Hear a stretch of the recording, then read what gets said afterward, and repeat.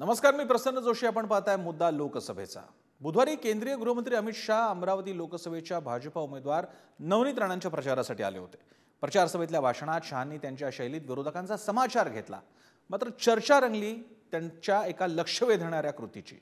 सभेदरम्यान अमित शहांनी फडणवीसांना जवळ बोलावून घेतलं आणि त्यानंतर फडणवीसांनी शाह आणि मुख्यमंत्री एकनाथ शिंदेंचे हात हातात घेत त्यांनी उंचावले. नवनीत राणा यांच्या प्रचार सभेतील मंचावर घडलेल्या या घटनाक्रमाचे साक्षीदार मंचावरील नेत्यांसह महायुतीचे कार्यकर्तेही ठरले.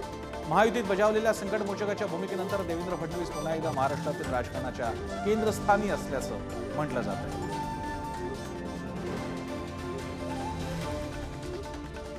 ओम देशमुख आपले प्रतिनिधी याविषयी आपल्याशी बोलतायत. ओम, एक असं मानलं जातं की अमित शाह म्हणजे देवेंद्र फडणवीस आणि नरेंद्र मोदींचं अतिशय चांगलं आहे, पण अमित शाह आणि देवेंद्र फडणवीसांचं नातं नेमकं कसं आहे अनेकांना प्रश्नच पडतो. पण या दृश्यांमध्ये जे बघायला मिळालं, अमित शाह जवळ बोलावून घेतात, मग तिघही एकनाथ शिंदे, देवेंद्र फडणवीस, अमित शाह हात उंचावून अभिवादन करतात. एक प्रकारे नव्या समीकरणाची नांदी आहे, एक प्रकारे देवेंद्र फडणवीसांना दिलेली ही पोचपावती आहे, एक प्रकारे आणखी एक प्रकारे एकनाथ शिंदेंपेक्षा शेवटी भाजपला महाराष्ट्रामध्ये फडणवीसांशिवाय पर्याय नाही हेही दाखवणारी ही कृती आहे.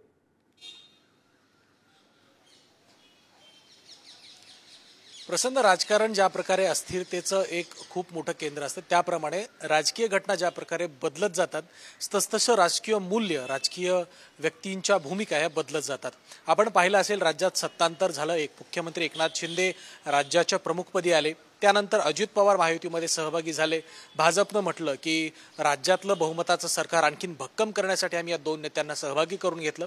मात्र हवा तसा इम्पॅक्ट या दोनही नेत्यांचा पडत नाही, अशा प्रकारची भावना भाजपच्या केंद्रीय नेतृत्वाच्या मनात आली आहे, असं सातत्यानं बोललं जातं. दुसऱ्या बाजूला लोकसभा निवडणुकी ज्या प्रकारे सुरू झाली त्यामध्ये महायुतीच्या नेत्यांमध्ये समन्वय घडवून आणणं असेल, जागा वाटप असेल किंवा अडचणीच्या जागांवरती तोडगा काढणं असेल, या सगळ्यामध्ये देवेंद्र फडणवीस आणि त्यांचा सागर बंगला हा खूप महत्वाचं केंद्र बनला होता. या सगळ्याच्या पार्श्वभूमीवरती अमित शहांनी अमरावतीच्या सभेच्या त्या स्टेजवरती ती कृती करणं खूप सिम्बॉलिक होतं, खूप सांकेतिक होतं. ज्याप्रमाणे फडणवीसांनी गेल्या काही महिन्यांमध्ये महायुतीचं सरकार राज्यात आल्यापासून सरकारमध्ये असेल किंवा राजकारणामध्ये असेल, सगळ्या प्रकारच्या भूमिका अत्यंत खुबीनं वठवल्या होत्या. त्यामधून त्यांचं राज्यातलं महत्त्व पुन्हा एकदा लख्खपणे अधोरेखित झालं होतं. या सगळ्याच्या पार्श्वभूमीवरती कालच्या सभेमध्ये जो प्रकार घडला तो सुद्धा खूप सांकेतिक स्वरूपाचा आहे. फडणवीसांना अशा प्रकारे अमित शहांनी जवळ घेणं, त्यांचा हात उंचावणं आणि त्यांच्या नंतर मुख्यमंत्री उभं असणं, या सगळ्या गोष्टी खूप काही बोलून जात आहेत.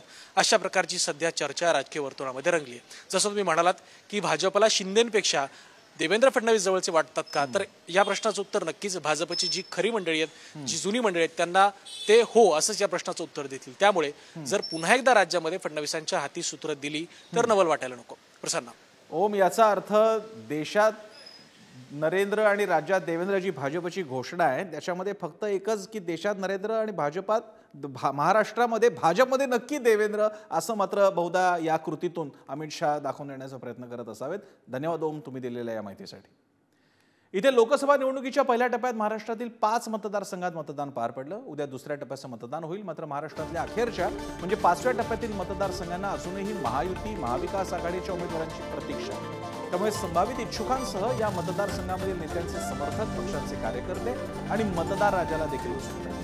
मतदारसंघातील तिढा कधी सुटेल आणि उमेदवारी कोणाच्या पदरात पडेल याविषयी चर्चा रंगतायत. तर्कवितर्क लढवले जातात.